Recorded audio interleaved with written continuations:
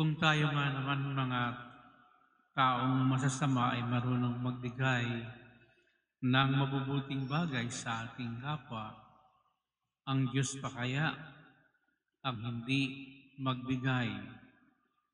Ito ang napakahalagang kataga ng Panginoon.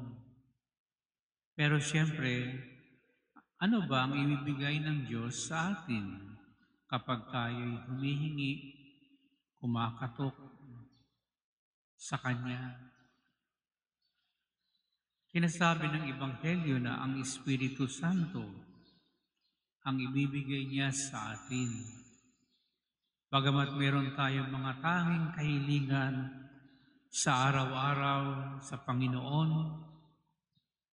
kung ito ay naka-align sa Kanyang kalooban, madali itong mangyayari at matutugon dahil anumang bagay na ayon sa kalooban ng Diyos, ito'y natutugon kaagad ng Diyos.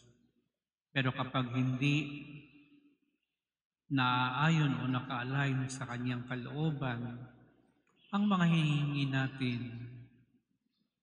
kahit tayo ay manalangin ng manalangin, hindi ito mangyayari. Kaya mahalaga na yung ating hinihingi, anuman ito, ay naaayon sa kalooban ng Diyos. At paano ito pwedeng mangyari? Siyempre, dapat isuko mo ang iyong kalooban sa kalooban ng Diyos.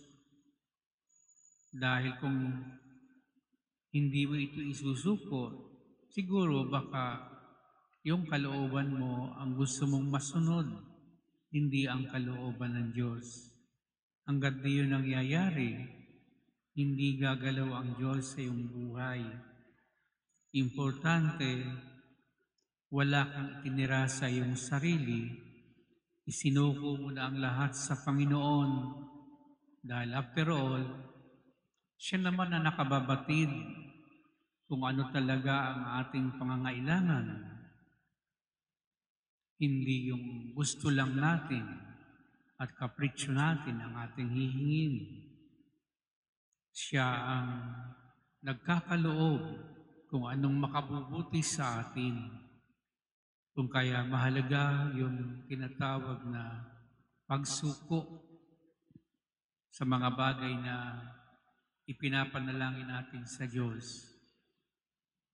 Dahil kinakailangan, ang masunod ay kalooban ng Diyos, hindi ang kalooban ng tao.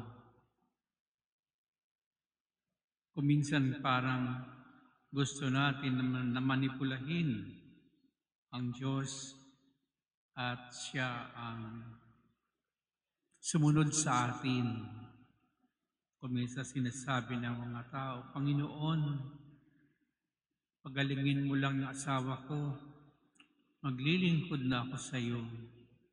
Para bang sinusuhulan natin ng Diyos. Alam ng Diyos kung ano ang pangangailangan mo. Hindi mo kailangan itong sabihin. Pero kung isinuko ang lahat, ibang usapan kapag wala tayong, kumbaga, mga motibo na personal sa ating paghingi sa Panginoon. Sabihin na natin personal ito, pero dapat importante yung isinuko na natin lahat, ipinagkakatiwala natin. Tayo ay nagtatrust sa Panginoon na ibibigay niya ito sa takdang panahon.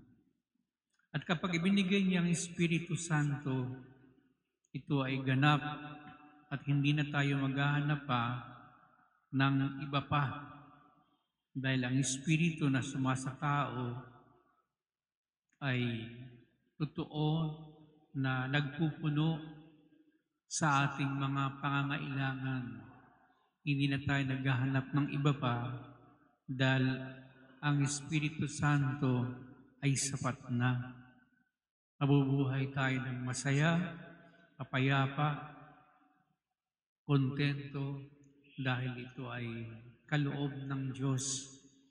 Kaya mga kapatid, Ang sinasabing maliwanag lamang sa atin ay ipagkatiwala natin palagi sa Diyos ang lahat ng bagay sa ating buhay dahil yun nga, siya naman talaga ang nakakaalam kung ano ang ating kailangan at makabubuti sa atin. Minsan di nga natin alam kung ano ang totoong makabubuti sa atin.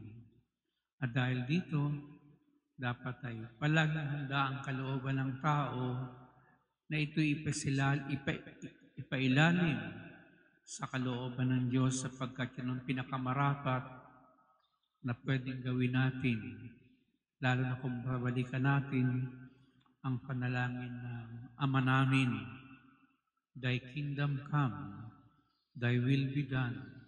Yun yung pinakamahalagang katagadon. Maghahari sa atin ng Diyos kapag ang kalooban niya ang ating sinunod. Amen.